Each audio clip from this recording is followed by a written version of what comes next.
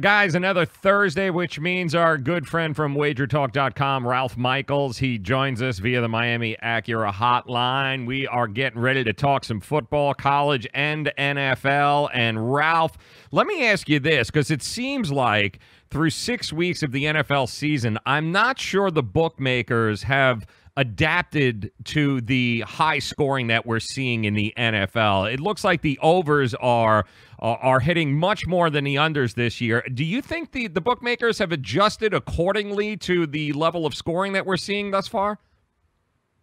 Well, I think there's a process the bookmakers take. And when you get numbers as high as they've been, historically high, or those times when they're historically low, the bookmakers never want to make them what the line should be. Remember, their job is to just make a line where they're going to get equal money on both sides. So although a total might be 57 or 58, the bookmaker's going to open it 53, 54, let the money push it up, and that way they're not held at a negative. So there's still enough sharp people that want to bet unders that Vegas isn't getting burned. So again, if there's that situation where a number that you feel should be higher, don't be afraid to play it. Because again, Vegas's job isn't to put a line where it should be. It's to put a line where they're getting equal money on both sides. Yeah, overs are just about 55% so far this year in the NFL games through 6 weeks. And you're right, you got to understand exactly what their point of view is. But don't be afraid to go with the overs, Ralph. If you feel like, don't let the number scare you. If you feel like it's going to be over, then it's going to be over.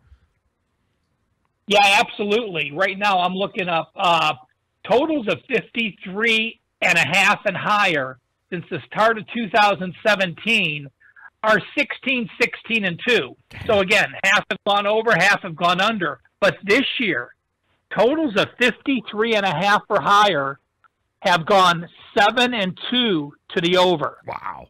So the only two games that have gone under were the Chiefs and the Broncos. That was a total of 53.5. That ended up 27-23.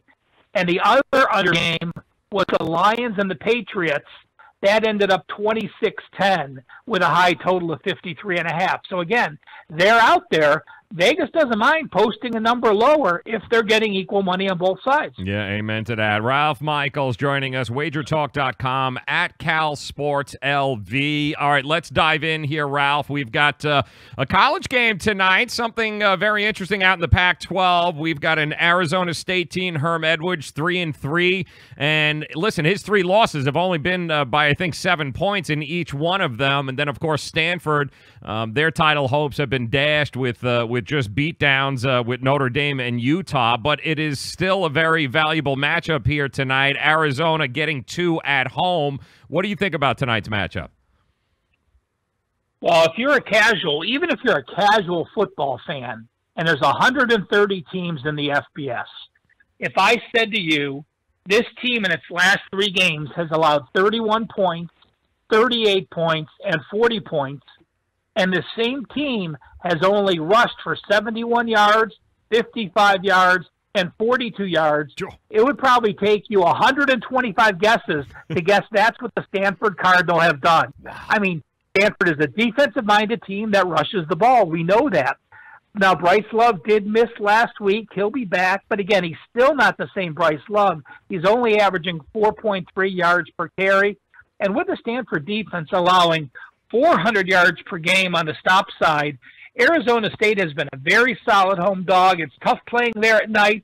They play a lot of night games because of the weather early in the year, and it's just a difficult place to play. I like the home dog Sun Devils tonight. Interesting. And, there's one other game, too, and I know on your Twitter, at Cal Sports LV, you've been posting some stats about the Arkansas State-Georgia State game here, and it looks like, this is another one of those pros versus Joes. We've got 46% of the bets so far coming in on Georgia State, but they're getting 61% of the money, which tells me that there's something going on here with Georgia State.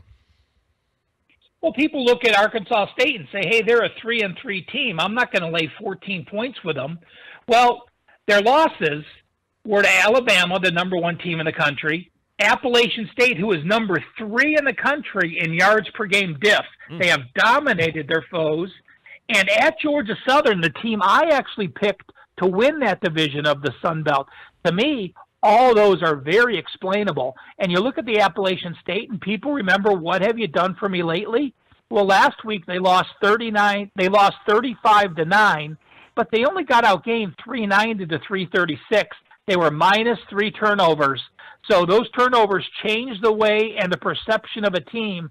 It's rare to say I think there's value with a 14-point home favorite, but I think there is tonight with the Red Wolves. Yeah, well, it's going to be a fun night, certainly for football. It's a great night in sports in general. Ralph Michaels joining us, WagerTalk.com. All right, some of the bigger games this week. We'll start with the SEC, of course. Mississippi State taking on LSU. LSU is at home. They're laying 6.5. I see this number going to 7 by the time kickoff comes around on Saturday night. But I got to tell you, LSU coming off the victory in Georgia, this could be one of those situations, recency bias, maybe the public just goes, wow, LSU, man, they're great again. But I don't know, Mississippi State seems very undervalued all year to me, especially on the defensive side of the ball. What do you see in LSU and Mississippi State? Well, under Dan Mullen, everyone thought, they were an offensive team with a solid defense. This year, it's the opposite. They have one of the best defenses in the country. The problem with their offense, their last 3 games, Mississippi State has scored 7, 6, and 23 points. Now, the LSU team has burned me a few times. Every handicapper is going to have some teams that they maybe had rated higher or lower at the start of the year, and it cost them a couple games. I played against LSU at Auburn. They won that game outright. I thought Georgia had a very good chance to not only win that game last week, but cover. Boy, was I wrong. LSU used their home edge. They went for it 4 times on 4th down. They completed all of those, and it turned into a 36-16 blowout. But now the situation changes. Against Georgia, they were a dog. Against Auburn, they were a dog. Against Florida, they were a favorite or a dog. The line moved, but it was right around pick'em. Now they're a significant favorite with an offense that still is only averaging 4.6 yards per carry rushing and completing 53% of his passes. No way can I lay points with that type of team against one of the best defenses in the country. I think this will be a low-scoring game, and grabbing almost up to a touchdown is a bonus with Mississippi State. Yeah, I see the public coming in late too, dropping a whole lot of money on LSU. I think that'll push the line up a little bit. But listen, it's a great situation for Mississippi State to be able to kind of put their stamp on the new era that they've got going on there. Ralph Michaels joining us, WagerTalk.com. One of the games that I've got circled and that I think is great, and I've been waiting for this moment, and that is North Carolina to finally get all the suspended players back. They had a kind of a letdown last week at Virginia Tech, but they played very well. They have everybody back, and it's not like Larry Fedora to give up in any way, shape, or form. They're getting 12 points on the road in Syracuse, and Syracuse, I love Dino Babers. They've been having a great year, but, man, their defense is it's a little suspect. Laying 12 points, I kind of like North Carolina in this situation. What are you thinking, Ralph? I would lean that way. I don't have a strong opinion either side, just because of North Carolina. North Carolina had that game won last week. They had a 522 to 375-yard edge. They did have all their players back. They were winning that game, and they gave up that late score. They were up 9-7 at the half. They had a significant edge, and they played very well. I think by losing, that may hurt them this week. The one thing I do love, I agree with you with the Syracuse defense. The North Carolina defense, while improved, now has to go on the road, which is a different scenario. I actually like the over in this game. High total, but again, it's still a situation where I think if I had to play a side, it's open at 62.5. It's up to 66.5, so we lost a lot of the value. So again, not a play that I like, but this is if I had to pick one of the scenarios, I would still take the over 66.5. It's staying with the ACC. You got NC State, North Carolina State taking on Clemson. You got NC State getting 17.5 in a lot of the books here. And to me, this number is just way too large for Clemson. And North Carolina State has played Clemson tough over the last couple of years, even at Clemson. They've got a upperclassman quarterback there, Ryan Finley. He's not going to get intimidated by the Tigers. He's been there and he's done this. Nothing about this game tells me Clemson's going to run away with it. Why such a high point total? You don't even need me on the show. You just said everything I was going to say. I agree with you. You look back 2 years ago at home. 2 years ago they lost in overtime. Last year they lost by 7 points. This is a team that's been there and done that. They are not intimidated by playing the Clemson Tigers. Ryan Finley with a 10-3 ratio, completing 70% of his passes. And this NC defense is very solid. You look at what Clemson has done and what Trevor Lawrence has faced. Furman, Georgia Southern, Georgia Tech, Syracuse, Wake Forest. The A&M game was the only decent game against a top 40 defense. And in that A&M game, they had a couple big plays, but they only had 14 first downs, so they could not establish drives. Again, yards can be very misleading if you break off a couple 80-yard pass plays where a team just schemed the wrong way. But first downs, to me, are the true sign. Couple stats for NC State. NC State is 9-0 ATS as a dog of 14 or more. This coach, Dave Dorn, has his team ready to play as an underdog. It's a role they relish. And when they have rest like they do, they're off a bye. They're 15-1 against the spread as an ACC dog with rest. I think this could be a live underdog. I'll gladly grab the points. This is a game I do like very much. Yeah, all right, there you go. Ralph Michaels, WagerTalk.com, at CalSportsLV on Twitter. One of the other games, too, that is very interesting is Washington, 8-1 against the spread in the last 9 against Colorado. They'll be hosting Colorado. Colorado's not going to – it doesn't look like they're going to have their star receiver there, Laviska Shenault. He's going to be out. Colorado's getting 17. Can Colorado, without him, make this a game at all, or are we looking at a blowout and possibly an under number here? Well, I do, again, it's not a strong play for me, but the situation's very difficult for Colorado. Last week, they played the respect card, and their entire game was based on, listen, we're ranked, we're getting a touchdown, USC is a horrible home favorite, we're going to go in there and we're going to win this game, and we're going to prove to the world that we deserve to be a ranked team. Well, what happened? They gained 265 yards. They had 2.6 yards per carry, and they lost the game 31-20. And it was worse than that. They scored the last 2 touchdowns, I believe, to make the game close. It was 21-7 at halftime. Washington, now you get a fired-up Washington. You want to talk about a game they gave away. They were off a second straight road game. They went to Oregon. They lost that game in the last second, a game that they could have won 30-27. So you have a fired-up Washington team back at home against the Colorado that had a bubble burst game, now having to play a second straight game after facing a physical USC defense, facing another physical defense this week. I think the Huskies pull away. Yeah, I do too. Ralph Michaels joining us. And I guess the big question for UT fans, I got a lot of these comments too, can they keep it within 4 touchdowns in Alabama? Even if Jalen Hurts is playing the entire second half, is it possible? Or are we looking at another blowout and possibly a letdown for Tennessee fans? Well, here's a stat for you. If you play Alabama in the first half of every game this year, and you play against Alabama in the second half, you're 13-1 against the spread. Wow. Alabama wants to prove who they are in the first half. They get the big lead, and Nick Saban just pulls off the reins, and he doesn't care about it. This is a situation where Tennessee obviously is off that huge upset win. They have some momentum. They have a team where they can rush the ball at least decently. Chandler is good at 5.3 yards per carry. At Auburn last week and at Georgia, they only gained 66 yards, but you're talking 2 top 10 defenses on the road.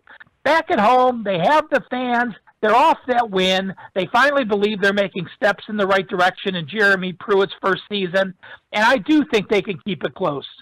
There you go. Ralph Michaels at Cal Sports LV joining us. Shifting over to the NFL. Tonight, Arizona taking on Denver.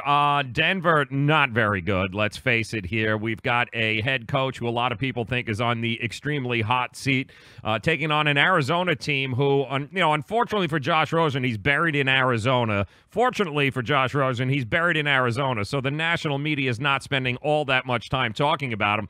But I got to tell you, Ralph, he's been pretty solid in each one of his outings, getting better and better and better. They a back-end, a victory against the spread last week against Minnesota. But do you like him tonight, getting a 1.5 at home against the Denver Broncos, or is Denver going to flip a switch all of a sudden?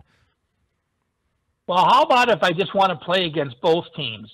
You look at Arizona, and I can't remember a team, I've been handicapping a long time, that after 6 weeks in the NFL, their best performance was 269 yards. That's unheard of. They're averaging 221 yards on offense per game, and they're averaging 13 first downs per game. And in 4 of the 6 games they've played, they've had 14 first downs or less.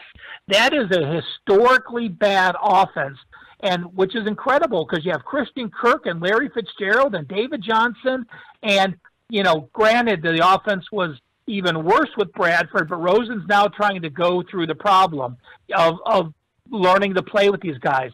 But I look at Denver, and I see this, a team that's lost 4 straight. Yes, they won the first couple of games. They're 1-9 ATS and straight up on the road under Vance Joseph. They play differently. They're just a bad road team. This total is very low for an NFL total, like we've talked about, in this new modern era of passing, only 42. But I think this total should be 37 or 38. I think there's significant value on the under in this game with these teams playing each other. Wow. All right. That means not a whole lot of scoring here tonight. If you like punts, this is probably definitely going to be the game for you. One of the other games, too, that jumped off the board, Chicago taking on New England. Now, Chicago historically pretty damn good at home as an underdog, which is where they find themselves this weekend against the Patriots. 3.5 points right now. The Patriots are favored, but can we be realistic? The Patriots are not the same team on the road that they are at home, are they? Well, Joe, 8-1-1 is that ATS number for the Chicago Bears as a home dog. So you are clearly correct that they thrive in that role. They normally have that lake effect wind, and it's a little different mentality going into Soldier Field and playing. And yes, New England offense has looked good, but they've played Miami, Indianapolis, and Kansas City, 3 of the worst defenses. They're off a 3-game home stretch, which is a significant scheduling edge. And it's a remember what have you done for me lately? Everyone knows this New England offense and what they've done. At Jacksonville, let's remember what happened. 31-20 loss. At Detroit, what happened? A 26-10 loss. And in college football, you can't use stats to compare teams because there's 130 teams, and from top to bottom, Alabama's probably 60 points better than the worst team. But in the NFL, you can use those stats because from top to bottom, you maybe only have a 2-touchdown difference. Well, when I look at yards per game diff, and I'm a big fan of that because it shows you what teams do on both offense and defense. Chicago is a top 10 team. They're plus yards per game on the side, plus 22 yards per game. That's number 10 in the NFL. New England is only plus 1 yard per game on the season, despite being 4-2. That's number 17. And then you look at the New England defense. You look at what they've allowed. 40 points to Kansas City, 24 points to Indianapolis, 20 to Houston, 31 to Jacksonville, 26 to Detroit. I like Trubisky in this offense. I think they're greatly improved. Cohen has given them a little boost at running back at 5.3 yards per carry. I think they get this done, and I think the wrong team is favored in this game. Bears win outright. WagerTalk.com's Ralph Michaels joining us. My team, the New York Jets, coming off a great victory over a hospital ward that is known as the Indianapolis Colts. However, they ended up getting the job done. We're seeing the progression of Sam Darnold at quarterback. Now they are hosting a Vikings team that, listen, if there's one team this year that's living off of the past, it might be the Vikings. And the public is looking at the Jets and they go, oh, it's the Jets. It's still the same old Jets. But is it the same old Jets? And are we overvaluing what the Minnesota Vikings are this year? Well, the Jets are 3-3, but again, I'm going to look at stats. That 3-3 record, they're -5 first downs per game. That is huge for a team being 3-3. Obviously, you should be about even. So being -5 first downs, that means in 6 games, you're -30 first downs on the season. You look at what Minnesota's done. They're +1 first down. They're +31 yards a game. There's a 72-yard per game difference between the Vikings being on the plus side and the Jets being on the negative side. While the Vikings defense isn't what they're accustomed to being, you do have to look, and they played Philadelphia, a good offense. They played the Rams and gave up 556 yards, and they gave up 351 yards to Green Bay. So they played a very tough road schedule. I think off couple wins now, you're starting to see Kirk Cousins be the quarterback he needs to be. He's completing 71% with a 12-3 ratio. And, Vikings are going to get some pressure. They have 18 sacks. The Jets have done well the last couple weeks against Denver and Indy, only giving up 3 sacks total. But I got to believe the Vikings are going to get pressure. And even though I'm a handicapper and follow this, and normally I don't have a belief, well, it's just the Jets and it's Minnesota, and this line looks so good, I think it's Minnesota and it's the Jets and this line looks this good. It is. That's it. Let's not overthink it. I love it. Ralph Michaels joining us.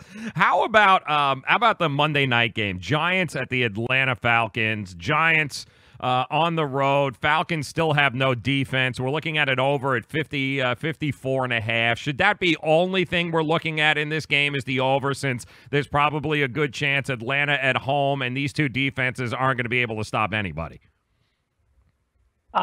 Again, you basically said what I would. I can't take Atlanta with a horrific defense as a favorite. I am clearly not an Eli Manning fan. Granted, he's got great skill players. I mean, you look at Beckham and Sterling Shepard, and you had Saquon Barkley, and I think if the Giants had any other quarterback there, that they could be a team that would be reckoned with. Instead, they're 1-5. You're off losses. You're off a heartbreaking loss to Philadelphia. You had the yardage edge in that game. You lost the turnovers. The thing about Eli Manning is he has a 6.5 ratio, and the Jets have played 6 games this year. They've been minus turnovers in 5 of those 6 games. The only game they won at Houston, they were +2 turnovers. So whoever wins the turnover battle in this game, when you have the Giants involved, is usually going to win the game. Well, Atlanta is +4, but again, with that defense that's allowing 418 yards per game, and more importantly, when I look at first downs, 27 first downs allowed per game for the Falcons. I can't back them. I'm not going to back the Giants as a small dog. Therefore, I will look to the over. With 56, I think there's value the way Atlanta's defense is playing. Not many defenses in football over the last 10 years allow over 5 yards per carry. The Falcons allowing 5.1, and over 70% completions. They're allowing 70.4 on the year. Better chance, one last one before we let you go here, Ralph. Better underdog shot at covering, if not winning outright. The 49ers at the Rams covering 10, or the Buffalo Bills getting 7.5 against Indianapolis? You would think Buffalo is the better situation, but to me, it's San Francisco. Everyone talked about Garoppolo being out. Well, this offense has actually been much better under C.J. Beathard. Beathard has put up much better numbers than Garoppolo ever has. Last week before the Green Bay game, which we saw him take him to the wire, and they could have won at Green Bay, they lost to Arizona 28-18. but they were -5 turnovers. That's like historic type level being -5. They had a 447 to 220-yard edge. And while the Rams are clearly the best team in football, there is not a question in anyone's mind. One of the best offenses, one of the best defenses, one of the best offense-defensive combinations we've seen in decades. It's a very tough, difficult situation. They went to Seattle, went to the wire, went to Denver, got backdoored. Now you're playing a third straight road game. They're the first team. My database only goes back to 1980, so 38 years. No team has ever played 3 straight road games and been an away favorite of over 8 or more points like the Rams are. Because of the Rams playing a third straight road game off that Seattle game and off the altitude of Denver, I would give the San Francisco 49ers a shot. It's not going to be a play of mine, but giving me those two situations, I will back the 49ers. Great stuff. That's why we love him. Ralph Michaels, WagerTalk.com. Make sure you guys follow him at Cal Sports LV. Some great information all week long. Ralph, once again, thank you so very much for stopping by. Enjoy the games. Good luck this week. We'll talk again next Thursday. Always a pleasure. Thank you.